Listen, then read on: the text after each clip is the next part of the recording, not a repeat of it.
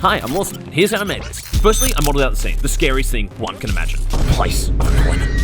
So I put a bunch of assets from Sketchfab in and placed them throughout the scene. Ran some cloth sim for an octave of plant and covered the room in trash and random office stuff. Then it was on to texturing. So I went over to Bridge and grabbed a few textures to bring out the grungy vibe. Then it was time for the background. I added in a massive image plane as matte painting and a couple of other buildings for the midground. Then I brought in some World War II planes and animated them into a dogfight. Then it was time to kidnap this poor unfortunate soul and get him prepped for death. Ooh.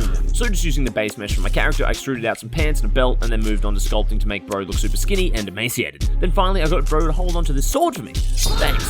So now I rigged him up using the ARP add-on and hand animated him, doing some neck gymnastics. Wow, look at my little athlete go.